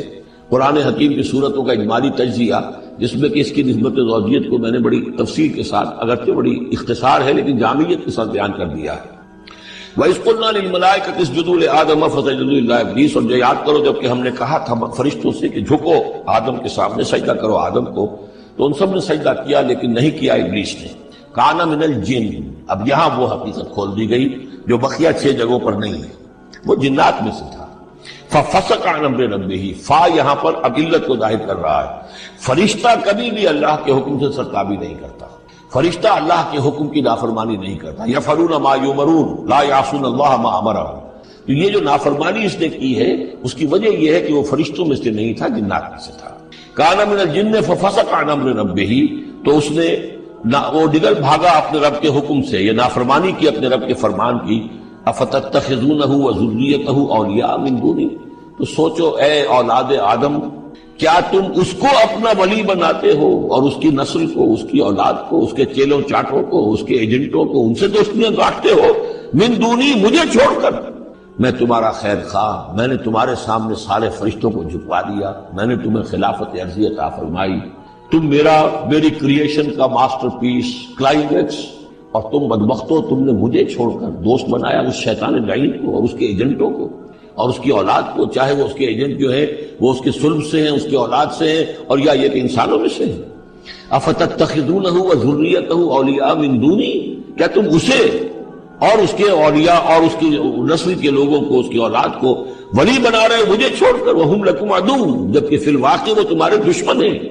بئس للظالمین بدلا، کتنا برا بدل ہے کہ جو ان ظالموں نے اپنے لیے اختیار کیا ہے۔ اللہ کو چھوڑ کر ان کی رفاقت، اللہ کی دوستی چھوڑ کر اس شیطان لعین کی دوستی۔ ما اشہدتہم خلق السماوات والارض ولا خلق انفسہم، میں نے تو ان جنات کو نہ تو انہیں شہید بنایا تھا آسمان اور زمین کی تخلیق کا، اور نہ ان کی اپنی تخلیق کا۔ وما کنت متخذ المضلین عضدا، اور میں ایسے بہکانے والوں کو اپنا مددگار نہیں بنایا کرتا۔ یہ جو تم نے ان کو میرے برابر بنا دیا، مجھے چھوڑ کر انہیں ولی بنا لیا، ان کی دوستی کر رہے ہو، تو آسمان کی اور زمین کی تخلیق میں، بلکہ خود ان کی تخلیق میں وہ کوئی اس کے شاہد نہیں ہے۔ وَيَوْمَ يَقُولُ نَادُوا شُرَكَائِيَ الَّذِينَ زَعَمْتُمْ، اور جس دن کہ اللہ کہے گا کہ پکارو ذرا میرے ان شرکاء کو جن کا تمہیں زوم ہو گیا تھا، تمہیں گمان تھا کہ وہ میرے شریک ہیں، فَدْعُوهُمْ، تو وہ پکاریں گے ان کو، فَلَمْ يَسْتَجِيبُوا لَهُمْ، تو انہیں کوئی جواب نہیں دیں گے، وَجَعَلْنَا بَيْنَهُمْ مَوْبِقًا، اور ان کے درمیان ہم ہلاکت والی گھاٹی حائل کر دیں گے، خلیج حائل کر دیں گے، کہ وہ جو شرکاء چاہے اولیاء اللہ ہی ہوں اور چاہے وہ انبیاء ہوں اور چاہے فرشتے ہوں، لیکن وہ کہ خلیج حائل ہوگی ہلاکت کی، وہ ان کی مدد کے لیے یا ان کی بات سن کر ان کے سفارش کرنے کے لیے نہیں آ سکیں۔ وَرَأَى الْمُجْرِمُونَ النَّارَ، اور مجرمین جو ہیں، ظالم، گناہ گار، کافر، وہ دیکھیں گے آگ کو کہ اب یہ ہے جس میں ہمیں جھونکا جانا ہے، فَظَنُّوا أَنَّهُمْ وَاقِعُوهَا، اور انہیں یقین ہو جائے گا کہ اب وہ اس میں ڈال دیے جائیں گے، وَلَمْ يَجِدُوا عَنْهَا مَصْرِفًا، وہ نہیں پائیں گے اس سے کہیں بھی بھاگنے کی کوئی جگہ، اس سے انحراف کی کوئی راستہ۔ وَلَقَدْ صَرَّفْنَا فِي هَذَا الْقُرْآنِ لِلنَّاسِ مِنْ كُلِّ مَثَلٍ، یہ آیت جو کہ تو سورہ بنی اسرائیل میں بھی آیت نمبر 89 ہے، وہاں یہاں یہ آیت 54 ہے، لیکن فرق کیا ہے؟ وہاں ہے وَلَقَدْ صَرَّفْنَا فِي هَذَا الْقُرْآنِ مِنْ كُلِّ مَثَلٍ، وَلَقَدْ صَرَّفْنَا فِي الْقُرْآنِ، وہاں الفاظ کا تھوڑا سا فرق ہے، وَكَانَ الْإِنسَانُ أَكْثَرَ شَيْءٍ جَدَلًا، ہم نے اس قرآن میں کل مثالیں پیدا جو بیان کر دی ہیں لوگوں کی ہدایت کے لیے، لیکن یہ کہ وہاں ہے فَأَبَى أَكْثَرُ النَّاسِ إِلَّا كَفُورًا، لیکن اکثر لوگ جو ہیں وہ کفران نعمت ہی پر اڑے رہتے ہیں۔ یہاں فرمایا وَكَانَ الْإِنسَانُ أَكْثَرَ شَيْءٍ جَدَلًا، لیکن انسان جو ہے تمام مخلوقات سے بڑھ کر ہے جھگڑالو۔ وَمَا مَنَعَ النَّاسَ أَن يُؤْمِنُوا، یہ الفاظ بھی جو کہ تو سورہ بنی اسرائیل میں بھی آئے تھے، وَمَا مَنَعَ النَّاسَ أَن يُؤْمِنُوا، آیت نمبر 94 ہے یہ وہاں، وَمَا مَنَعَ النَّاسَ أَن يُؤْمِنُوا إِذْ جَاءَهُمُ الْهُدَىٰ وَيَسْتَغْفِرُوا رَبَّهُمْ، اور نہیں روکا لوگوں نے کو ایمان لانے سے جبکہ ان کے پاس ہدایت آ گئی کہ وہ استغفار کرتے اپنے رب سے، إِلَّا أَن تَأْتِيَهُمْ سُنَّةُ الْأَوَّلِينَ، وہاں آیا ہے إِلَّا أَن قَالُوا أَبْعَثَ اللَّهُ بَشَرًا رَسُولًا، کہ ان کو ایمان سے روکنے والی ان کا یہ خیال تھا کہ کیا اللہ تعالیٰ نے انسان کو رسول بنا کر بھیجا ہے۔ یہاں فرمایا إِلَّا أَن تَأْتِيَهُمْ سُنَّةُ الْأَوَّلِينَ، ان کو جو روکا گیا ہے، وَمَا مَنَعَ النَّاسَ أَن يُؤْمِنُوا إِذْ جَاءَهُمُ الْهُدَىٰ، یہ جو رک گئے ہیں جب ہدایت ان کے پاس آ گئی کہ ایمان نہیں لا رہے اور استغفار نہیں کر رہے، إِلَّا أَن تَأْتِيَهُمْ سُنَّةُ الْأَوَّلِينَ، مگر یہ کہ ان پر آ کر رہے گی اب وہی جو پہلوں کا جو انجام ہوا تھا وہی ان کے اوپر بھی مسلط ہوگا، أَوْ يَأْتِيَهُمُ الْعَذَابُ قُبُلًا، یا یہ کہ عذاب ان کے سامنے آ جائے گا۔ وَمَا نُرْسِلُ الْمُرْسَلِينَ إِلَّا مُبَشِّرِينَ وَمُنذِرِينَ، یہاں پہ جمع کے سیغے میں آ رہا ہے، سورہ بنی اسرائیل میں واحد کے سیغے میں آیا تھا آخری رکوع میں، وَمَا أَرْسَلْنَاكَ إِلَّا مُبَشِّرًا وَنَذِيرًا، اور ہم نے نہیں بھیجا ہے محمد آپ کو مگر مبشر اور نذیر بنا کر۔ یہاں جمع کے سیغے میں وَمَا نُرْسِلُ الْمُرْسَلِينَ إِلَّا مُبَشِّرِينَ وَمُنذِرِينَ وَيُجَادِلُ الَّذِينَ كَفَرُوا بِالْبَاطِلِ، اور یہ کافر جو ہیں یہ جھگڑتے ہیں کفر اور بالباطل، جھوٹ کے لیے، جھوٹ کی طرف سے، لِيُدْحِضُوا بِهِ الْحَقَّ، تاکہ اس کے ذریعے سے حق کو بچلا دیں، حق کو ٹلا دیں، حق کو شکست دے دیں۔ یہ جھگڑ رہے ہیں، دلیل بازی کر رہے ہیں، مناظرے کر رہے ہیں، کٹ حجتیاں کر رہے ہیں۔ وَيُجَادِلُ الَّذِينَ كَفَرُوا بِالْبَاطِلِ لِيُدْحِضُوا بِهِ الْحَقَّ وَاتَّخَذُوا آيَاتِي وَمَا أُنذِرُوا هُزُوًا، اور انہوں نے میری آیات کو اور جو انہیں انذار کیا گیا، خبردار کیا گیا، اس کو ہنسی مذاق اور ٹھٹھا بنا لیا ہے۔ وَمَنْ أَظْلَمُ مِمَّنْ ذُكِّرَ بِآيَاتِ رَبِّهِ، اس شخص سے بڑھ کر ظالم کون ہوگا جسے اس کے رب کی آیات کے ذریعے سے نصیحت کی جائے، یاد دہانی کرائی جائے، فَأَعْرَضَ عَنْهَا، پھر بھی وہ اعراض کرے ان آیات الہیہ سے، وَنَسِيَ مَا قَدَّمَتْ يَدَاهُ، اور بھول جائے کہ اس کے دونوں ہاتھوں نے آگے کیا بھیجا ہوا ہے، کیا کرتوت ہے جو بھیجے ہوئے ہیں۔ اگر تو ایمان لے آتا، ان آیات سے استفادہ کرتا، اپنے کیے پر پچھتاتا، توبہ کرتا، اس دنیا ہی میں اپنے سابقہ گناہوں کی اللہ تعالیٰ سے معافی لے کر جاتا، لیکن یہ کہ یہاں تو صورت یہ ہے کہ وَمَنْ أَظْلَمُ مِمَّنْ ذُكِّرَ بِآيَاتِ رَبِّهِ، اسے تذکیر کی گئی، نصیحت کی گئی اس کے رب کی آیات سے، فَأَعْرَضَ عَنْهَا، اس نے اعراض کیا، وَنَسِيَ مَا قَدَّمَتْ يَدَاهُ، اور بھولے رہا وہ کہ کیا کچھ اس نے آگے بھیجا ہوا ہے، کیا جھانٹ جکاڑ جو ہے اس نے عاقبت کے لیے تیار کیا ہوا ہے۔ اِنَّا جَعَلْنَا عَلَىٰ قُلُوبِهِمْ أَكِنَّةً أَن يَفْقَهُوهُ، یہ مضمون بھی آ چکا ہے سورہ بنی اسرائیل میں، حجابا مستورا، اور ہم نے ان کے دلوں کے اوپر جو ہے پردے ڈال دیے ہیں۔ اِنَّا جَعَلْنَا عَلَىٰ قُلُوبِهِمْ أَكِنَّةً أَن يَفْقَهُوهُ، ہم نے ان کے دلوں کے اوپر پردے ڈال دیے ہیں کہ اسے سمجھ نہ پائیں، وَفِي آذَانِهِمْ وَقْرًا، اور ان کے کانوں میں ہم نے ثقل پیدا کر دیا، بوجھ پیدا کر دیا کہ یہ سن نہیں سکتے، وَإِن تَدْعُوهُمْ إِلَى الْهُدَىٰ، اور اگر آپ پکاریں گے انہیں ہدایت کی طرف دعوت دیں گے، فَلَن يَهْتَدُوا إِذًا أَبَدًا، تو یہ کبھی بھی ہدایت پانے والے نہیں ہیں، یعنی اب ان کے دلوں پر مہر لگ چکی ہے، اب اللہ تعالیٰ کا وہ جو قانون ہے ہدایت و ضلالت کا، اس کی جو آخری دفعہ ہے وہ ان کے اوپر لگ چکی ہے، ان کے اوپر اپلائی ہو چکی ہے۔ وَرَبُّكَ الْغَفُورُ ذُو الرَّحْمَةِ، اور آپ کا رب جو ہے بہت بخشنے والا ہے، بہت رحمت والا ہے۔ لَوْ يُؤَاخِذُهُم بِمَا كَسَبُوا لَعَجَّلَ لَهُمُ الْعَذَابَ،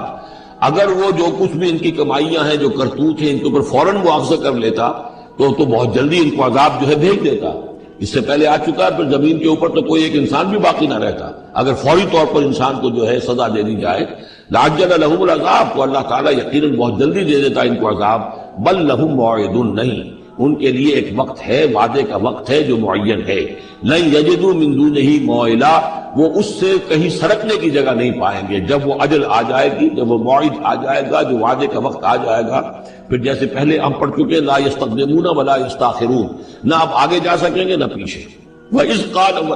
وَتِلْكَ الْقُرَىٰ أَهْلَكْنَاهُمْ لَمَّا ظَلَمُوا، اور یہ وہ بستیاں ہیں جن کا کہ ذکر ہم قرآن مجید میں بار بار کر چکے ہیں۔ یہ احقاف کے اندر جو لوگ آباد تھے، اور یہ جو حجر میں لوگ تھے، اصحاب الایکا تھے، وہ عمورہ اور صدوم کی بستیاں تھیں۔ وَتِلْكَ الْقُرَىٰ أَهْلَكْنَاهُمْ لَمَّا ظَلَمُوا، ہم نے ان کے رہنے والوں کو ہلاک کیا جبکہ انہوں نے ظلم کی روش اختیار کی، شرک کی اور کفر کی روش اختیار کی۔ وَجَعَلْنَا لِمَهْلِكِهِمْ مَوْعِدًا، اور ان کی بھی ہلاکت اور بربادی کے لیے ہم نے ایک وعدے کا وقت معین کر دیا تھا، اس وقت معین سے پہلے عذاب ان پر بھی نہیں آ سکتا تھا۔ وَإِذْ قَالَ مُوسَىٰ لِفَتَاهُ لَا أَبْرَحُ حَتَّىٰ أَبْلُغَ مَجْمَعَ الْبَحْرَيْنِ أَوْ أَمْضِيَ حُقُبًا، اب یہ دو رکوع ہیں کہ جن میں حضرت موسیٰ علیہ السلام